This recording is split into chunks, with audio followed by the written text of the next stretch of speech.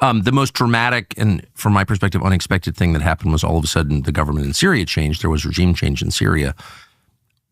Who did that? Why? And what does it mean?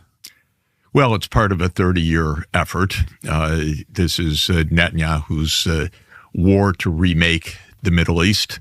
It's been a disaster. It continues to be a disaster.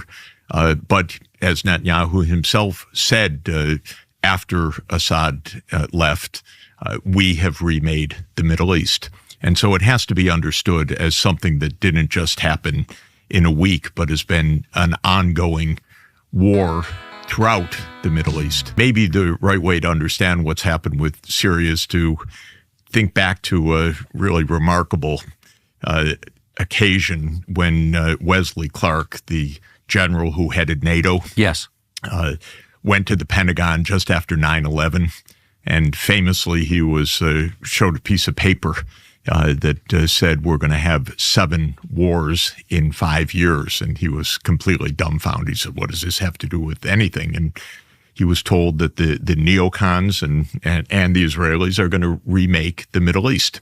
And the 7 countries on the list are very telling.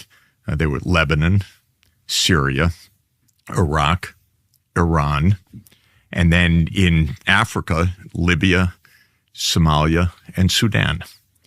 And 7 countries, we've been at war in 6 of them now. And I mean we, the United States, on behalf of Israel, including in Syria. And so what happened in Syria last week was the culmination of a long-term effort by Israel to reshape the Middle East in its image. That started with Netanyahu and his American advisors in 1996 in something called Clean Break, which was a political document